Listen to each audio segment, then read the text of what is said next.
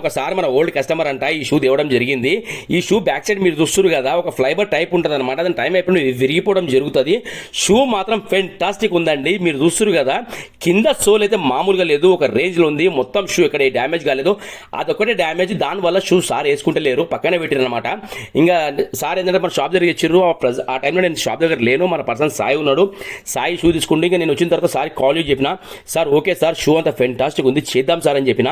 మీరు చూస్తున్నారు కదా, అదొకటే డ్యామేజ్ అనమాట. నల్లజోరు ఎట్లయితే వరకు అంటే మీరు చూడండి సార్ సూపర్ అని చెప్పిన. గోరు పెట్టిన ఇలా అన్నప్పుడు హోల్ పడుతుంది చూడండి, అదంతా స్ప్రెడ్ అయి ఉంటుంది అనమాట. ఇప్పుడు నేను సార్కి ఏం ఎక్స్ప్లెయిన్ చేసిన, సార్ లెదర్ ఇద్దాం సార్, లెదర్ చాలా బాగుంటుందని చెప్పిన. సరే నల్లజోరు మీరు ఏం చెప్పారు, బలరాం ఫుట్వేర్ మన షాప్ పేరు. చేస్తే వర్క్ అనేది ఇలా అయింది చూడండి, అస్సలు మీరు లైవ్లో చూస్తే నమ్మరండి ఎంత ఫెంటాస్టిక్ వర్క్ అయ్యిందంటే.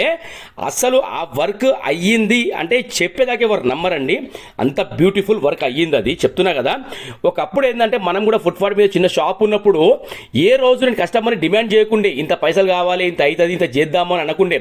వాళ్ళు ఎంత ఇచ్చినా సరే సార్ మీరు ఇవ్వండి చేద్దాం అనే టైంలో మాట్లాడుతుంటే. కానీ ఇప్పుడు ఏమైందంటే మన దగ్గర ఒక 5 మంది వస్తున్నారండి వర్క్ చేయడానికి.